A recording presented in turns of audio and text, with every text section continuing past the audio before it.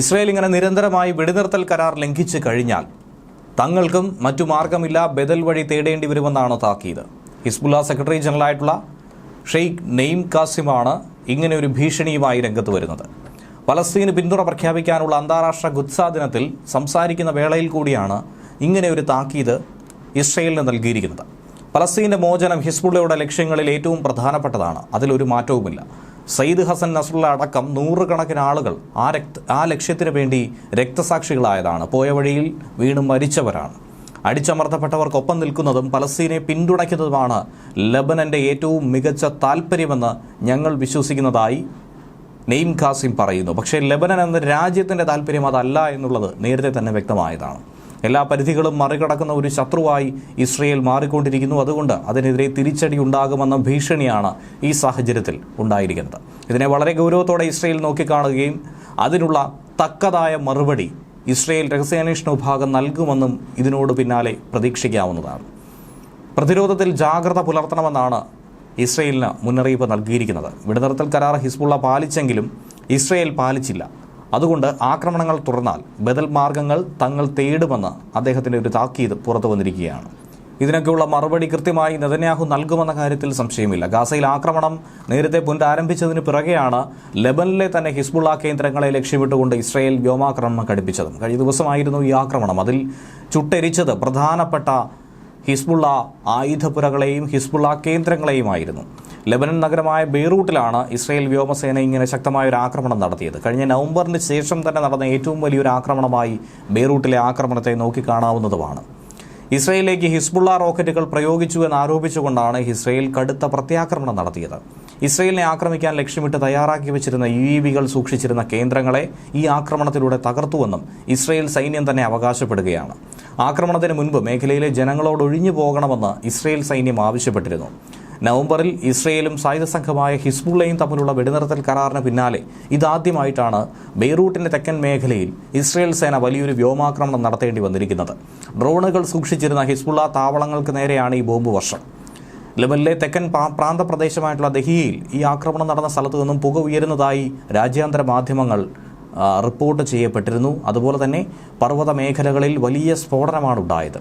Israel Lebanon അതിർത്തിക്കുള്ള Kiriath ഷമോണ, Galilei തുടങ്ങിയ മേഖലയിലാണ് ഈ റോക്കറ്റ് ആക്രമണം നടന്നത്. ഇതിന് പിറകെ തന്നെ ഇവിടെ ജനങ്ങൾക്ക് സമാധാനമില്ലെങ്കിൽ ബെയ്റൂട്ടിലും സമാധാനം ഉണ്ടാകില്ല എന്നാണ് ഇസ്രയേൽ പ്രതിരോധ മന്ത്രി കൂടിയായിട്ടുള്ള ഇസ്രയേൽ കാറ്റ്സും മുന്നറിയിപ്പ് നൽകിയത്. പ്രതിരോധ മന്ത്രി ഈ പ്രസ്താവന നടത്തി ഏതാനും മണിക്കൂറുകൾക്ക് പിന്നാലെ സൈന്യത്തിന് വ്യോമാക്രമണവും ആരംഭിച്ചു. കഴിഞ്ഞ നവംബർ 27-നാണ് ഹിസ്ബുള്ളയും ഇസ്രയേലും തമ്മിൽ ഇങ്ങനെ ഒരു വെടിനിർത്തൽ കരാർ ഒപ്പുവെച്ചത്. ഇതിനുശേഷം നിലനിന്നിരുന്ന വെടിനിർത്തൽ കരാർ ഇല്ലാതാക്കുന്നതാണ് ഇസ്രയേലിന്റെ ഇപ്പോഴത്തെ കടന്നുകയറ്റമെന്ന് പ്രകോപന ശ്രമമെന്നാണ് ഹിസ്ബുള്ള ആരോപിക്കുന്നത്. വ്യോമാക്രമണത്തിന് പിന്നാലെ ശക്തമായ രീതിയിൽ പ്രതികരിച്ചിരിക്കുകയാണ് ഇപ്പോൾ ഹിസ്ബുള്ളയും. ഈ ബോംബാക്രമണം നടക്കുന്നതിന് ഏതാനും മണിക്കൂറുകൾക്ക് മുൻപ് തന്നെ ഇസ്രയേലി സൈന്യം അവിടെ ഒഴിപ്പിക്കൽ ഉത്തരവ് പുറപ്പെടുവിച്ചിരുന്നു.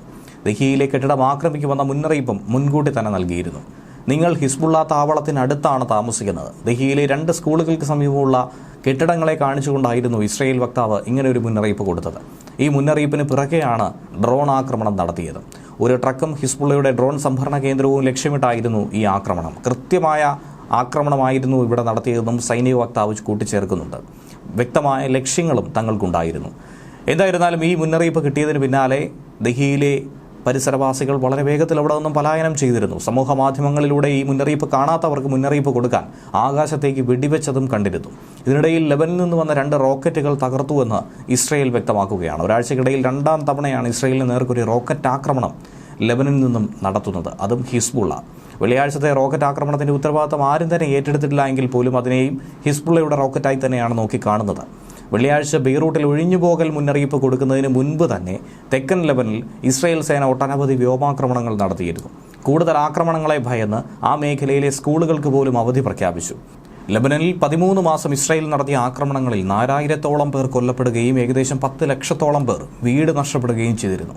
അതേസമയം ഇങ്ങനെ ഒരു ആക്രമണം കടുത്തുപോകുന്ന സാഹചര്യത്തിൽ ലബനൻ സർക്കാരും വേണ്ട വിധത്തിലുള്ള നടപടികൾ കൈക്കൊള്ളുകയാണ്. എല്ലാ മേഖലകളിലും സൈന്യത്തെ വിന്യസിച്ചുവെന്നാണ് ലബനൻ പ്രസിഡന്റ് ജോസഫ് ഔൺ വ്യക്തമാക്കുന്നത്. ബെയ്റൂട്ടിലെ ഇസ്രയേൽ ആക്രമണത്തിന് പിറകെയാണ് ഇങ്ങനെ ഒരു നീക്കം നടത്തിയത്. ലബനനെ ഒരു കാരണവശാലും യുദ്ധത്തിലേക്ക് വലിച്ചിഴക്കരുത് എന്നുള്ള മുന്നറിയിപ്പ് നൽകിയിരുന്നു.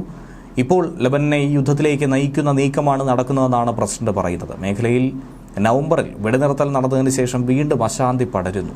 വെടിനിർത്തൽ കരാർ നടപ്പിലാക്കിയില്ലെങ്കിൽ ആക്രമണം തുടരുമെന്ന് ഇസ്രായേൽ പ്രതിരോധ മന്ത്രിയുടെ പ്രഖ്യാപനവും ഏറെ ഭീതിജനകമാണ്. ബെയ്റൂട്ട് ആക്രമണത്തിന് പിറകെ ഇങ്ങനെ ഒരു പ്രതികരണം വന്നിരിക്കുന്നു. ഭീഷണി ഉണ്ടായാൽ ലബനിലെ എല്ലായിടത്തും ഇസ്രായേൽ ആക്രമണം നടത്തുമെന്ന് പ്രധാനമന്ത്രി ബെഞ്ചമിൻ നെതന്യാഹു മുന്നറിയിപ്പ് നൽകിയതിന് പിന്നാലെയാണ് ഭീതി പടരുന്നത്. കഴിഞ്ഞ ദിവസം 15 ഹിസ്ബുള്ള കേന്ദ്രങ്ങളെയാണ് ഇസ്രായേൽ വ്യോമാക്രമണത്തിലൂടെ തകർത്തെറിഞ്ഞത്. ഇസ്രായേലിലേക്ക് ആക്രമണം നടത്തിയെന്ന ആരോപണം ഹിസ്ബുള്ളയാകട്ടെ നിഷേധിക്കുകയും ചെയ്യുന്നുണ്ട്. കരാർ പാലിക്കാനായി തങ്ങൾ പ്രതിജ്ഞാബദ്ധരാണ്, പക്ഷേ ഇസ്രായേലാണ് അതിന് തയ്യാറാകാത്തത് എന്നാണ് ഇപ്പോൾ ഉണ്ടായിരിക്കുന്ന അസ്വാരസ്യങ്ങളിലൂടെ ഉയർത്തിക്കാട്ടുന്നത്. അതേസമയം 2 ദിവസം മുൻപ് മധ്യസ്ഥരായ ഈജിപ്തിൽ നിന്നും ഖത്തറിൽ നിന്നും ലഭിച്ച ഗാസ വെടിനിർത്തൽ നിർദ്ദേശം ഹമാസ് അംഗീകരിച്ചുവെന്നാണ് പലസ്തീൻ ഗ്രൂപ്പായ ഹമാസിന്റെ തലവൻ ശനിയാഴ്ച പറഞ്ഞത്. 2 ദിവസം മുൻപ് ഈജിപ്തിലെയും ഖത്തറിലെയും മധ്യസ്ഥരിൽ നിന്നും ഞങ്ങൾക്കൊരു നിർദ്ദേശം കിട്ടി. ഞങ്ങളത് പോസിറ്റീവായി തന്നെ കൈകാര്യം ചെയ്യുകയും അതിനെ അംഗീകരിക്കുകയും ചെയ്തു എന്നാണ് ഒരു ടെലിവിഷനിലൂടെ ഖലീൽ അൽ ഹയ്യ ഹമാസ് പ്രതിനിധി പറഞ്ഞിരിക്കുന്നത്. ഇസ്രായേൽ അധിനിവേശം അതിനെ ദുർബലപ്പെടുത്തില്ല എന്ന് ഞങ്ങൾ പ്രതീക്ഷിക്കുന്നു. 2023 ഒക്ടോബറിൽ പൊട്ടിപ്പുറപ്പെട്ട ഗാസയിലെ ഹമാസ് ഇസ്രായേൽ യുദ്ധത്തിൽ വെടിനിർത്തൽ ഉറപ്പാക്കാൻ വേണ്ടി ലക്ഷ്യമിട്ടുള്ള പരോക്ഷ ചർച്ചകളിൽ ഹമാസ് ചർച്ചാ സംഘത്തെ നയിക്കുന്ന ഹയ്യ ഇങ്ങനെയാണ് പറഞ്ഞത്. പരിവർത്തന ഘട്ടം ഉൾപ്പെടുന്ന പുതിയ വെടിനിർത്തൽ നിർദ്ദേശത്തെക്കുറിച്ച് ഇസ്രായേലിൽ നിന്നും ഈജിപ്തിന് നല്ല സൂചനകൾ കിട്ടുന്നുണ്ട്. സുരക്ഷാ വൃത്തങ്ങൾ റോയിറ്റേഴ്സിനോട് പറഞ്ഞിരിക്കുന്നതനുസരിച്ച് ഹമാസ് ഇപ്പോൾ കൈവശം വെച്ചിരിക്കുന്ന 5 ഇസ്രായേലി ബന്ദികളെ എല്ലാ ആഴ്ചയും മോചിപ്പിക്കണമെന്ന നിർദ്ദേശത്തെ അംഗീകരിക്കുന്നു എന്ന് വേണം മനസ്സിലാക്കാൻ. മധ്യസ്ഥരിൽ നിന്ന് ലഭിച്ച നിർദ്ദേശമനുസരിച്ച് നിരവധി കൂടിയാലോചനകൾ നടത്തി അമേരിക്കയുമായി പൂർണ്ണ ഏകോപനത്തോടെ ഇസ്രായേൽ മധ്യസ്ഥർക്ക് ഒരു എതിർ നിർദ്ദേശം നൽകിയതായും ഇസ്രായേൽ പ്രധാനമന്ത്രിയുടെ ഓഫീസ് തന്നെ പറയുന്നുണ്ട്. വെടിനിർത്തൽ നിർദ്ദേശത്തിന് പ്രധാനമന്ത്രിയുടെ ഓഫീസും സമ്മതം നൽകിയോ എന്ന കാര്യത്തിൽ വ്യക്തമായൊരു പ്രതികരണം വന്നിട്ടില്ല. എന്തായിരുന്നാലും അതിൽ വളരെ വേഗത്തിൽ തന്നെ ഒരു തീരുമാനമുണ്ടാകുമെന്ന പ്രതീക്ഷയാണ് ഇപ്പോഴുള്ളത്. ഘട്ടം ഘട്ടമായി തന്നെ ഒരു വെടിനിർത്തൽ നടത്താമെന്ന നിർദ്ദേശം നേരത്തെ തന്നെ മുന്നോട്ട് പോയിരുന്നു.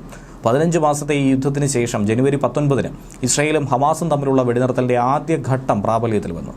യുദ്ധം അവസാനിപ്പിക്കുക, ഹമാസ് തടവിലാക്കിയ ബന്ദികളെ ഇസ്രായേലി ബന്ദികളെ മോചിപ്പിക്കുക, ചില പലസ്തീൻ തടവുകാരെ തിരിച്ചു മോചിപ്പിക്കുക, ഇതൊക്കെ തന്നെയാണ് ഉൾപ്പെടുന്നത്.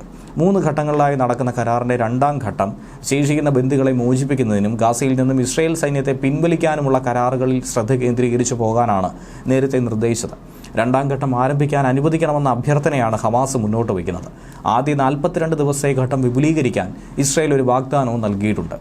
ഇസ്രായേലും അമേരിക്കയും ഹമാസിനോട് നിരായുധീകരിക്കണമെന്ന ആഹ്വാനം നൽകിയതിന് മറുപടിയായി ഗ്രൂപ്പിന്റെ ആയുധശേഖരം ഒരു ചുവന്ന വരയാണെന്നും ഇസ്രായേൽ അധിനിവേശം നിലനിൽക്കുന്നിടത്തോളം കാലം അവർ ഒരിക്കലും ആയുധം താഴെ വെക്കില്ല എന്നുകൂടിയാണ് ഹയ്യ പറയുന്നത്.